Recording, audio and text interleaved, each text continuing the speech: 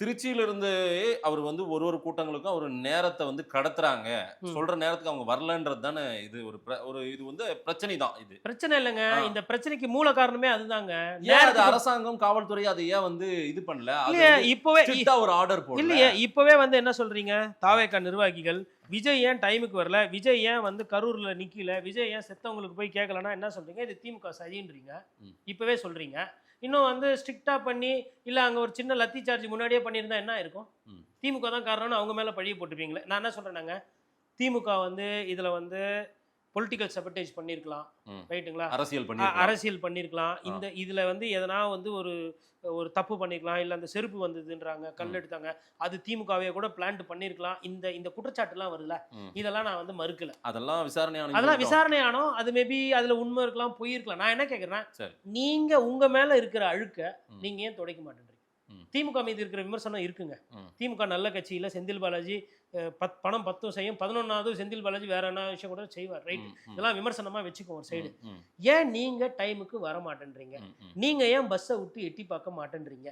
நீங்க ஏன் இந்த மாதிரி கடல் போல வருது கூட்டம்னா அதை ஏன் ரசிக்கிறீங்க? நான் என்ன கேக்குறேன், திருச்சியில தொடங்கினாரா?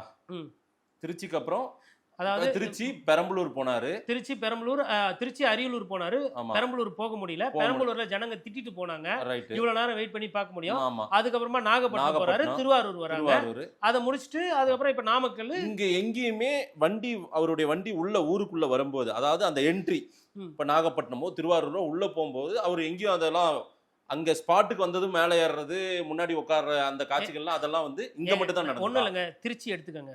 திருச்சி ஏர்போர்ட்ல எப்படி தடுப்பெல்லாம் இது பண்ணாங்க. திருச்சி ஏர்போர்ட்ல ஒரு பஸ்ஸுக்கு வெளில மேலே மைக் இருக்குங்க, இல்லை வண்டியிலே உட்காந்து நண்பா நண்பி பார்த்துட்டீங்க, புகைப்படம் எடுத்துட்டீங்க, கிளம்புங்க.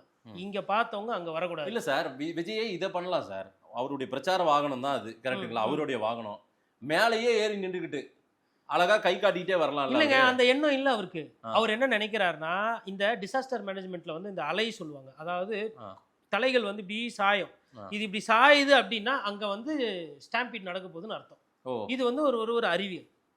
டிசாஸ்டர் மேனேஜ்மெண்ட் ரூல்ஸ்ல இது வந்து மேன்மேட் டிசாஸ்டர் இல்ல சார். நம்ம இதெல்லாம் வந்து விஜய் ரசிக்கிறார்.